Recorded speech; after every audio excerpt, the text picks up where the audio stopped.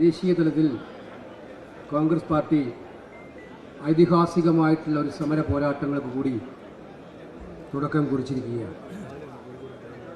രാജ്യവ്യാപകമായി 45 ദിവസക്കാലം നീണ്ടുനിൽക്കുന്ന മൻരേഗ ബച്ചാവോ സംഗ്രാം എന്ന പേരിൽ ഐതിഹാസികമായിട്ടുള്ള സമരമാണ് പാർട്ടി നടത്തുന്നത്. ഇത് കേവലം ഒരു സമരം മാത്രമല്ല. മൻരേഗ എന്ന് പറയുന്നത് ദരിദ്രരുടെ തൊഴിലവകാശത്തിൻ്റെ അടിത്തറയാണ്. നമ്മുടെ രാജ്യത്തെ ദരിദ്രരായിട്ടുള്ള ആളുകളുടെ തൊഴിലവകാശത്തിൻ്റെ അടിത്തറയായിട്ടുള്ള ഈ മൻരേഗയെ കൊല്ലാക്കൊല ചെയ്യാനാണ് പുതിയ നിയമത്തിലൂടെ കേന്ദ്ര സർക്കാർ തയ്യാറായിരിക്കുന്നത്.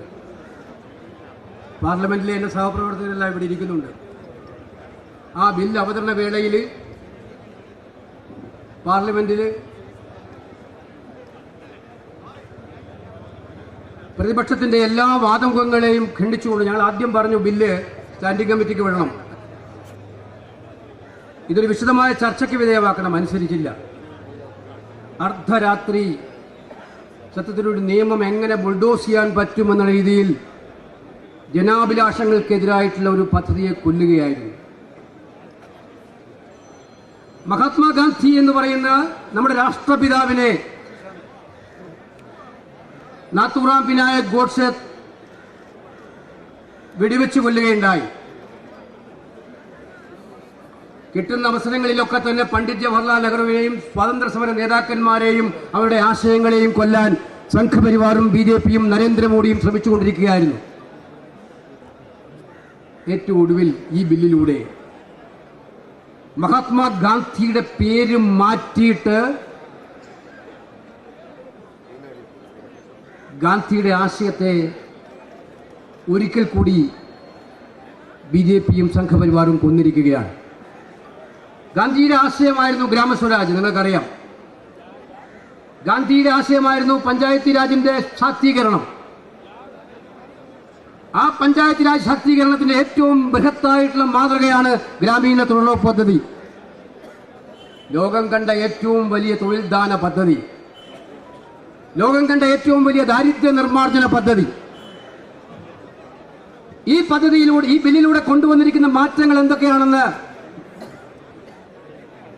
നമ്മൾ മനസ്സിലാക്കണം. ഈ ബില്ല്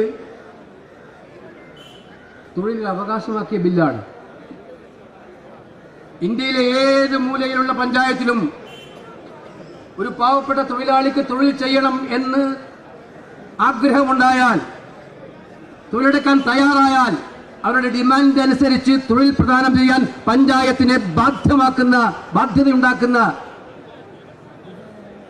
റൈറ്റ് ടു എംപ്ലോയ്മെന്റ് ബില്ലായിരുന്നു അത്. തൊഴിലവകാശമാക്കിയ ബില്ല്. ഈ ക്ലോസിലൂടെ, പുതിയ ഭേദഗതിയിലൂടെ തൊഴിലവകാശം എന്നുള്ളത്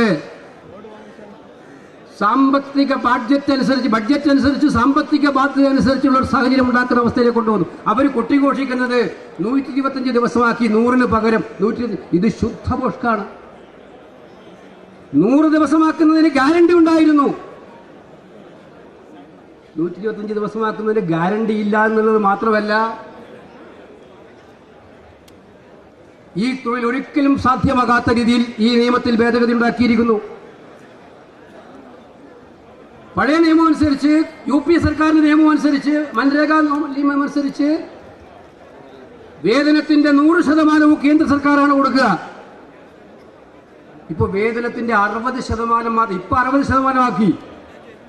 അത് ക്രമേണ കേന്ദ്ര വിഹിതം വീണ്ടും വീണ്ടും കുറക്കുമെന്നുള്ള കാര്യം സംശയം വേണ്ട. ബാക്കി 40% കേരളം പോലുള്ള ഒരു കൊച്ചു സംസ്ഥാനത്ത് പോലും ഒരു വർഷം 2000 കോടി രൂപ സംസ്ഥാന സർക്കാർ അവരുടെ ഖജനാവിൽ നിന്ന് ചെലവാക്കിയാൽ മാത്രമേ കൂലി കൊടുക്കാൻ പറ്റൂ. ഏറ്റവും പ്രധാനപ്പെട്ട ഒരു കാര്യം, ഇത് ഫെഡറൽ വ്യവസ്ഥയ്ക്കെതിരായിട്ടുള്ള ഒരു കടന്നാക്രമണമാണ്. ഇത് പഞ്ചായത്ത് രാജ് എന്ന അധികാര വികേന്ദ്രീകരണ സമ്പ്രദായത്തിനെതിരായിട്ടുള്ള കടന്നാക്രമണമാണ്.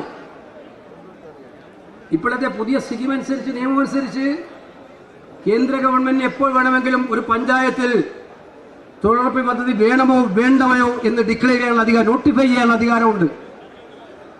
ആ നോട്ടിഫയിങ് പവർ പഞ്ചായത്തിൽ നിന്നും എടുത്തു മാറ്റി കേന്ദ്ര സർക്കാർ നേരിട്ട് ഏറ്റെടുത്തിരിക്കുകയാണ്.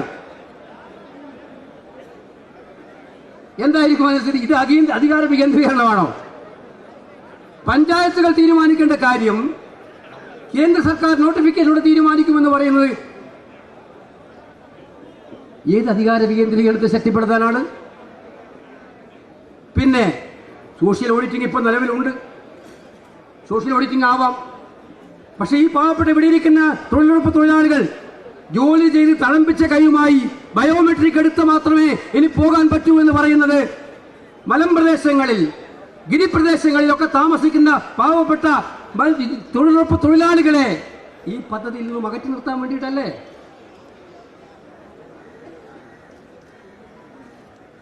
ഫലത്തിൽ എന്താണ് സംഭവിക്കാൻ വേണ്ടി പോകുന്നത്?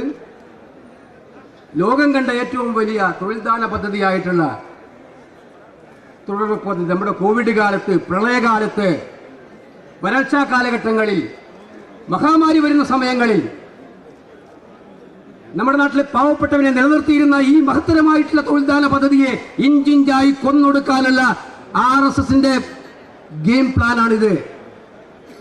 മഹാത്മാഗാന്ധിയുടെ പേര് മാറ്റുന്നത് മാത്രമല്ല, ഗാന്ധിയുടെ ആശയത്തെ, ഗ്രാമസ്വരാജ്യ സങ്കല്പത്തെ, ദാരിദ്ര്യത്തിനെതിരായിട്ടുള്ള പോരാട്ടത്തെ നിർവീര്യമാക്കുന്ന ഒന്നാണിത്.